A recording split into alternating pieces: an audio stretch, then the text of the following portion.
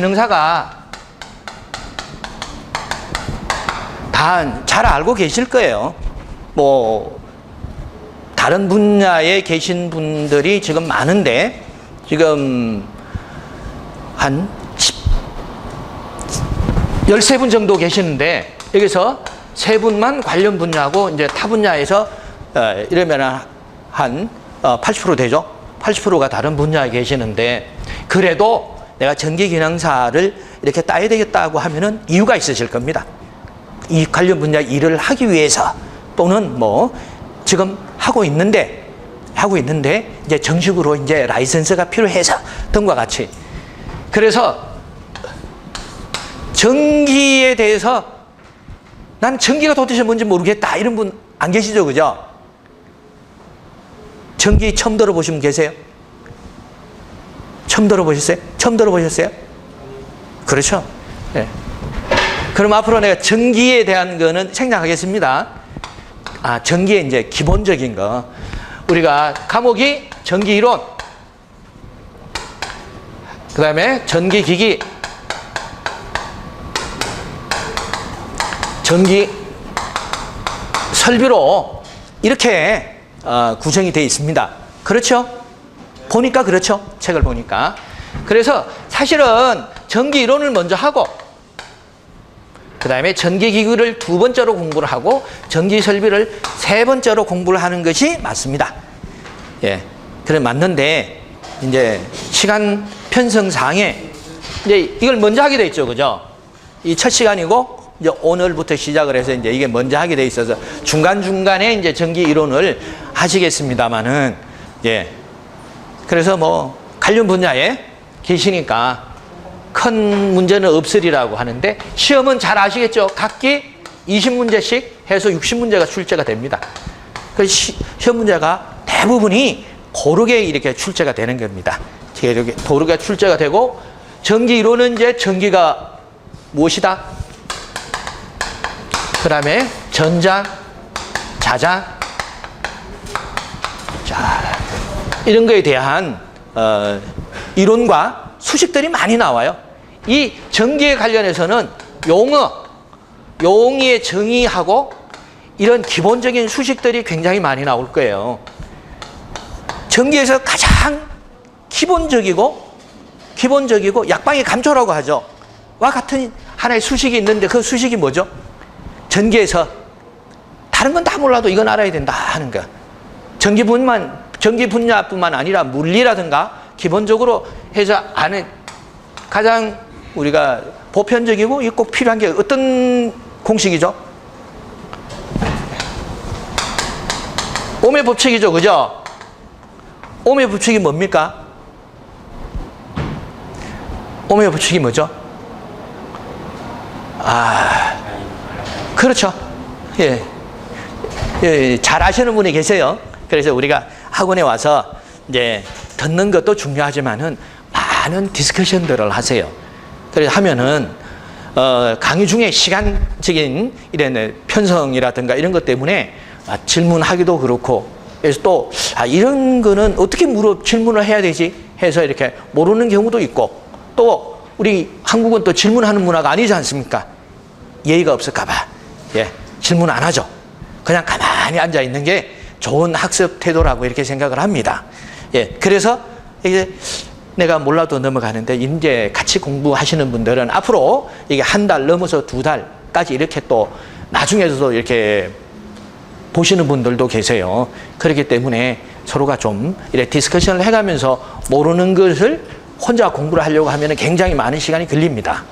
그렇지만은 그거를 선행학습을 한 분하고 또는 이 현장에서 경험을 한 분들하고 같이 대화를 하면은 굉장히 빨리 아실 수가 있어요. 그것도 쉽고 효율적이고 재미있게 공부를 하는 방법입니다. 그래서 옴의 법칙 I는 R분의 V다라는 겁니다. R분의 V인데 식으로 쓰니까 잘 모르겠죠. 집에서 전기선이라든가 뭐 이런 형광등은 직접 바꾸죠. 전기선 이렇게 연결을 한번 해보고 이렇게 작업을 해보신 적 있으세요? 있으세요? 그건 누가 합니까? 아니, 아무도 안 하면 전기 형광등 그냥 안 들어오면 그냥 놔둬요? 형광등은 그냥 제가 가는 전선 같은 거. 네. 차 있으세요, 차? 아하, 그러시구나. 그러면 모르실 것 같아요. 차 있으시죠? 배터리, 그게 방전이 돼가지고, 이렇게 연결하려고 하다면 막 불꽃이 팍팍 튀죠? 이 경험해 보셨죠? 그죠?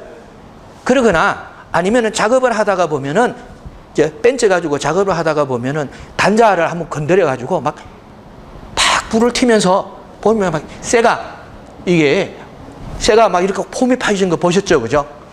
그게 뭔지 아세요? 그게 옴의 법칙입니다.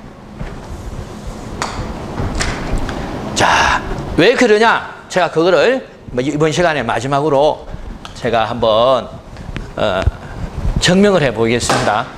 자,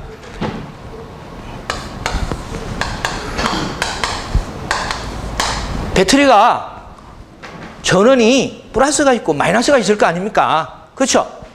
그래서 플러스하고 마이너스 이렇게 전류가 흐르는데, 자, 작업 중에 나도 모르게 벤치나 드라이브나 리프를 가지고 플러스 극과, 여기가 플러스 극이지만 샷이 몸체는 마이너스로 이렇게 돼 있잖아요. 그죠? 그라운드 돼 있잖아요. 그래서 이게 타치가 된다는 거예요. 조심한다고 하지만은 일을 하다가 보면은 타치를 하게 되는 순간 요게 하나의 뭐가 생깁니까? 타치를 하는 순간 하나의 회로가 생기죠. 그죠? 여기서 플러스에서 마이너스로 전기가 흐르는 길이 만들어져요. 순간적으로. 그러면은 여기에서 여기까지 저항이 얼마나 돼요? 저항이 리프 쇠뭉치잖아요. 그죠? 그러니까 저항은 없겠죠. 저항이 제로다.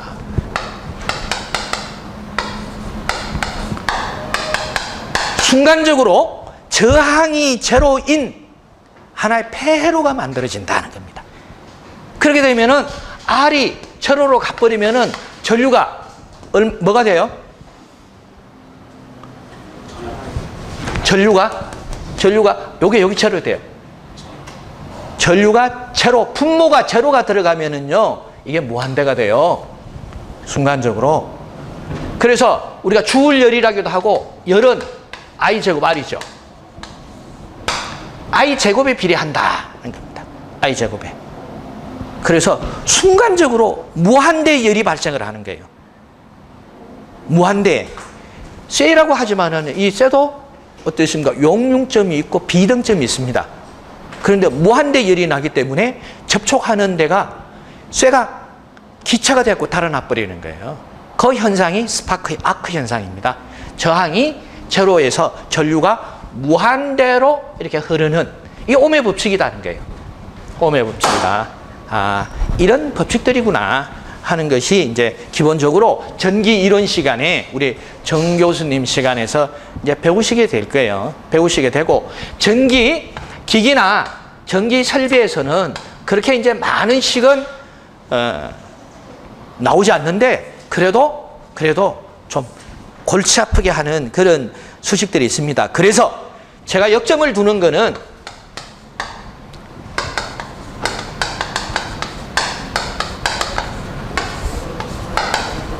자, 단순 암기식은 최고로 하시고, 그렇게 골치 아픈 문제를 같이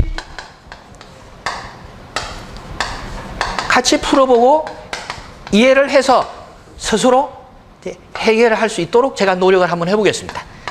스스로 해결할 수 있게 해서 전기 기능사라고 하는 이 과정은 굉장히 중요한 겁니다. 전기에 대한 기본적인 이 백그라운드를 만드는 겁니다.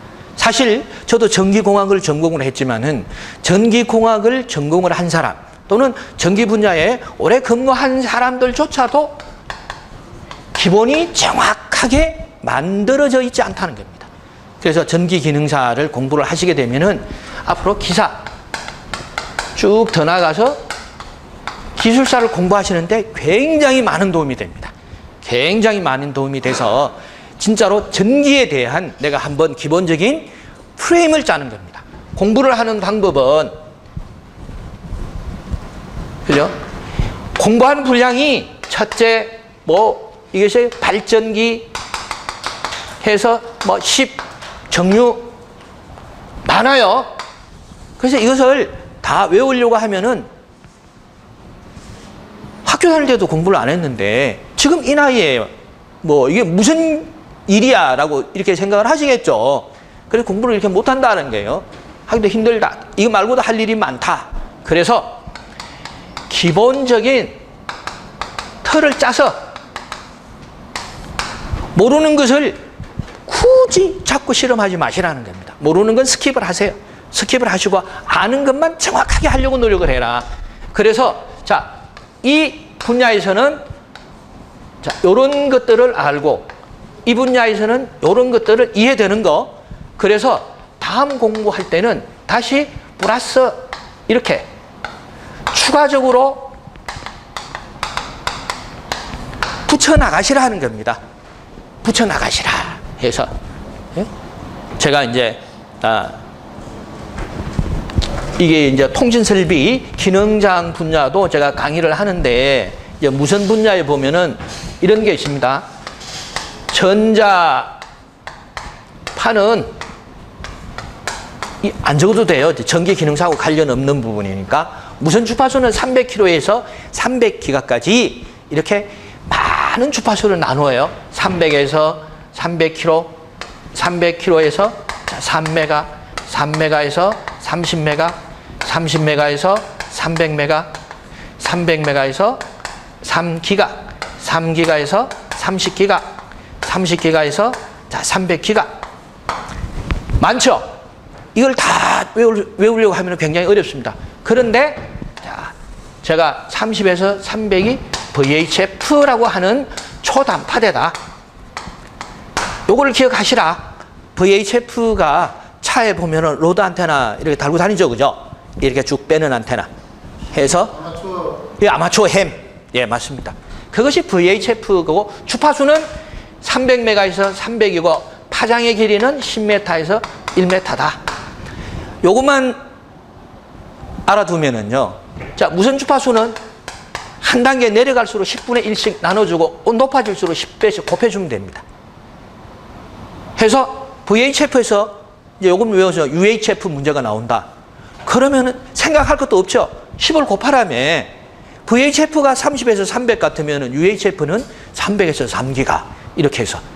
그리고 이 세월호 사건에서 뭐 이 주파수를 쌓아가지고 센터하고 뭐 교신을 했네 안 했네 이런 거. 곧 단파되거든요. 단파되는 얘 밑에야. 그러면 단파되는 주파수가 어떻게 되는데 10분의 1 나눠요. 그럼 3에서 3. 이거 안테나는 10 곱하면 됩니다. 100m에서 10m. 외울 필요가 없다. 수식도 필요 없다. 해서 중간에 하나만 딱 외워 안 하고 아래 위로 이렇게 내가 쉽게 하는 방법이 있습니다. 공부는 그렇게 해야 된다. 그래서 네? 그래서 자 여기서 이제 UHF고 자 SHF고 UHF에 이게 위성 주파수 낮은 것부터 이제 TV 안테나 여기 다 있잖아요. 그럼 UHF는 이제 300에서 3기가까지 안테나 길이는 1m에서 10cm까지. 자, 그래서 파장이 1m에서 10cm인데 안테나 길이는 이거 반으로 해요. 그러니까 50cm에서 10cm, 그러니까 5cm까지. 그래서 이 안테나가 여기 들었어요. 이게 5cm니까 안테나가 어떤 식으로 들어가겠습니까? 패널식으로 짜여져 있어요. 패널 이렇게 패턴식으로 들어있는 거예요. 5cm니까 들어가는 거 가능하겠죠? 예, 이런 것들이 그래서 이렇게 앞으로도 공부를 하시면서 확실하게 이해가 되는 것을 중심으로 해서 거기서 붙여나가라 이런 얘기입니다. 그래서 뭐 직류기 발전기 같으면은 발전기에서 그죠? 이제 분권 해주면은 이제 복근을 해야 된다. 그러면은 분권은 확실히 알겠어요. 그럼 복근은 잘 몰라. 그럼 복근을 외우려고 하지 말고 확실히 아는 것을 기본으로 해서 그러면은 분권하고 복권하고 뭔 차이가 있지 이렇게 해서 거기서 차이가 나는 부분만 뿌옇게 이렇게 플러스를 시키면은 요번에는 요걸 알고 다음엔 요걸 알게 되죠. 그럼 아는 게 재산이 늘어나죠. 그렇게 해서 이렇게 공부를 하시는 것도 예, 좀 쉽게 공부를 하시는 것이다 하는 거 말씀을 드리면서 예, 10분간 쉬고 예, 다음 하겠습니다. 쉬세요.